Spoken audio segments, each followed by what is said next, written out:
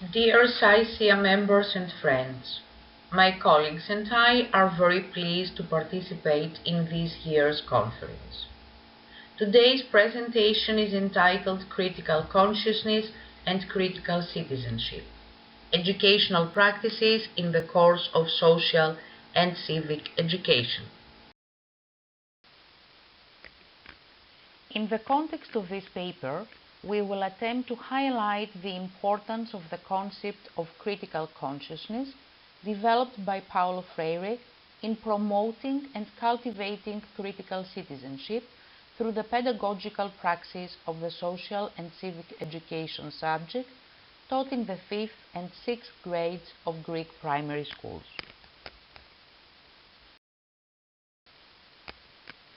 The subject of social and civic education constitutes a special case within the Greek educational system since, although it is a subject entrusted, among other things, with the role of student social and political education, it is simultaneously marginalized and treated as a secondary subject. This is clearly reflected in its position within the school timetable, as it is taught only 1 hour per week. We believe that cultivating citizenship among students, beginning in primary school, is a crucial process with significant socio-political implications. It is no coincidence that one of the fundamental characteristics of democracy, which gives it its distinctiveness, lies precisely in its historical connection with citizenship and the rights recognized and guaranteed by the state to the citizen. The citizen may thus be understood as the social form of subjectivity corresponding to and giving meaning to the political existence of society as a unified sphere of economic production, communication, and institutional safeguarding, the individualized actor vis-à-vis the state. Therefore, it is clear that the cultivation of the qualities that characterize citizenship, especially under the complex and multifaceted conditions of the 21st century, is a matter of utmost importance even for the very continuation and development of democracy itself, for which the citizen constitutes an essential component. For this reason, we consider it highly important to investigate the possibilities for cultivating students' critical citizenship through the curriculum of social and civic education, as well as to identify broader opportunities for developing students' critical consciousness.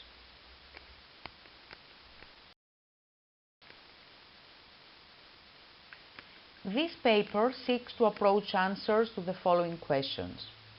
Is there space within the new curricula of social and civic education in Greek primary schools for the development of critical citizenship? Is there corresponding space for students to achieve what Paulo Freire called critical consciousness?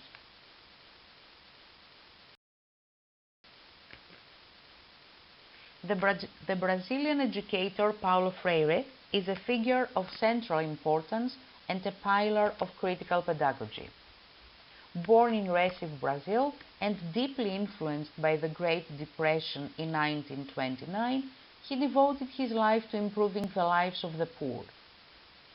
He struggled to eradicate illiteracy and, through his words, pointed the way toward human liberation. Freire strongly believed in the emancipatory power of education and became actively involved in pedagogical practice through adult education programs, teaching pupils, students, and adults alike. Embracing the dialectical and inseparable relationship between theory and practice, he constructed a pedagogical theory that, on the one hand, was grounded in a specific epistemological position influenced by critical theory and Marxism, and, on the other hand, acquired meaning only in interaction with educational and social reality. Moreover, Freire understood the pedagogical process and practice in relation to politics, arguing that those who fail to recognize the political dimensions and consequences of the pedagogical practices they employ are mistaken in treating consciousness raising as a strictly pedagogical rather than political concept. Freire gave pedagogy a political character both theoretically and practically, attempting to demonstrate the dialectical relationship between pedagogy and politics. Viewing social reality through the lens of class, struggle between oppressors and oppressed, he believed that emancipation requires oppressed individuals to critically recognize the existing conditions and to take action aimed at transforming them. Freire himself argued that the pedagogy of the oppressed, as a humanistic and liberating pedagogy, unfolds in two stages.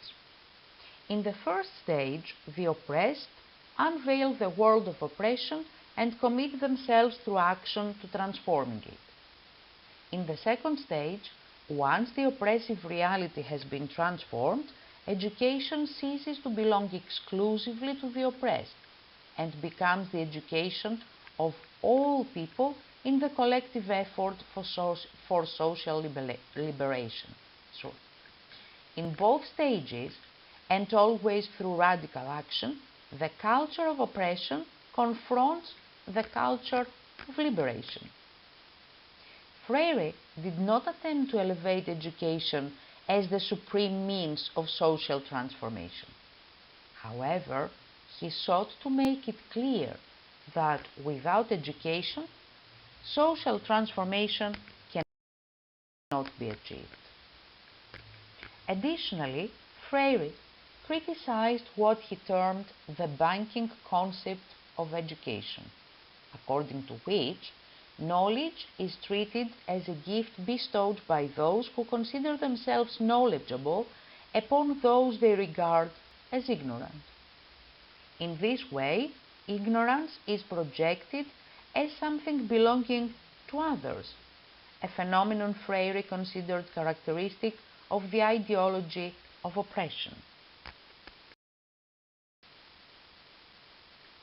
Opposing this banking conception of education, Freire identified the following practices and methods that reinforce the teacher-student contradiction and reflect oppressive society as a whole.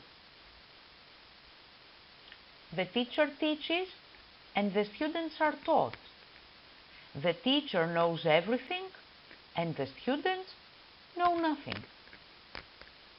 The teacher thinks and the students are objects of the teacher's thinking. The teacher speaks and the students listen obediently. The teacher disciplines and the students are disciplined. The teacher chooses and imposes choices and the students comply. The teacher acts and the students have the illusion of acting through the teacher's action. The teacher determines the curriculum and the students adapt to it. The teacher confuses the authority of knowledge with his or her own professional authority, which is set against the freedom of the students. The teacher is the subject of the learning process, while the students are merely objects. In opposition to this conception of pedagogy stands the educator as a transformative intellectual who promotes problem-posing education. Through this approach, individuals develop the ability to critically perceive the way they exist in the world, seeing reality not as static, but as something evolving and changing. For this reason, teacher-student and student-teachers reflect simultaneously upon themselves and the world, without separating reflection from action, thereby establishing an authentic form of praxis. Furthermore, the very concept of critical consciousness is not merely a mental process, but rather the individual's ability to perceive social and political contradictions and to take action against oppressive elements of reality. What Freire calls praxis is nothing other than the combination of action and reflection aimed at transforming the world. Within the framework of social and civic education, the challenge is immense, since the subject risks degenerating into a sterile teaching of institutions, how parliament functions, what the mayor's duties are, and so forth. Yet, the critical citizenship examined here is not about conformity, but emancipation. It concerns the formation of a citizen who does not simply know the laws, but also questions whose interests those laws serve. The research methodology employed in this study was content analysis using the interpretive method. Through the collection and organization of data, we analyzed the content of the gathered material according to thematic fields and axes. By examining the thematic units, we sought to highlight those aspects through which a form of critical citizenship may be cultivated. One that simultaneously contributes to the development of students' critical consciousness. Regarding the findings of our research, it is worth beginning with the thematic unit on the digital citizen and digital citizenship, where the curriculum introduces students to information analysis. Freire argued that reading the word must also mean reading the world. When the curriculum asks students to compare different sources and identify their reliability, it equips them with the tools to decode propaganda and hegemonic discourses. This is not merely a technical digital skill, but a political act. Understanding how truth is constructed in the media allows students to recognize how public opinion is shaped and how the voices of marginalized groups are silenced. Here, consciousness begins with questioning what is taken for granted. For Freire, dialogue is not a polite exchange of opinions, but an existential necessity for emancipation. In the curriculum, the emphasis on collective process and conflict management provides the framework for creating a dialogical classroom. Students are encouraged to agree to disagree, while also seeking consensus through negotiation. This process transforms the classroom from a space of passive acceptance into a laboratory of democracy.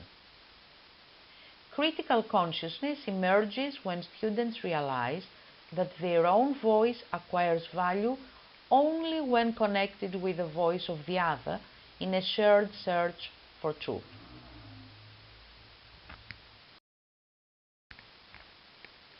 One of the most interesting findings of our analysis is the shift from individual empathy to collective social justice.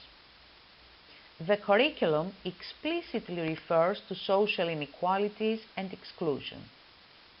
This is where Freirean pedagogy finds its fullest application. Students are not merely asked to feel sorry for the poor or refugees, which would reinforce a power relationship, but to analyze the structures that produce poverty and exclusion. The realization that inequality is not destiny, but the result of political and social choices, becomes the driving force for collective action. As emphasized at the beginning of this paper, the concept of the critical citizen is understood through the lens of collective action. The curriculum, particularly in the units concerning participation in the community, creates opportunities for actions that extend beyond the school walls. When students collectively decide to intervene in the local council regarding a neighborhood issue or organize a solidarity campaign, they put praxis into action. They transform themselves from objects of history into subjects shaping history. This is the culmination of consciousness, the realization that together we can change the world around us. It is clear that no curriculum, however progressive, can bring about emancipation on its own. A curriculum remains a document that can easily be taught in a banking manner. For example, memorize the definitions of solidarity. At this point, the role of the educator as a transformative intellectual becomes central. The educator is the one who identifies the cracks and openings. It is the educator who will take a unit on gender stereotypes and turn it into an opportunity to discuss power relations within the classroom itself. It is the educator who transforms the lesson from an obligation into a process of liberation. In conclusion, through the analysis of the social and civic education curriculum, we may summarize three key conclusions. Critical consciousness is achievable. The institutional framework now provides the terminology and objectives, deconstruction, critical interpretation, that allow for emancipatory teaching. From the individual to the collective, citizenship is not an individual virtue, but a collective condition. The critical citizen emerges through action within the community. Praxis is the essential goal. The course must remain inseparably connected to social problems. If the knowledge produced in the classroom does not return to society in order to transform it, then it remains banking education.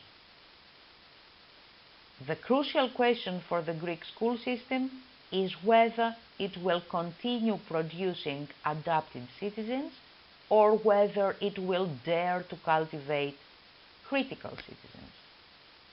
Freire's pedagogy shows us the way. An education that does not fear dialogue, does not avoid conflict, and firmly believes in the power of the collective subject to shape its own destiny.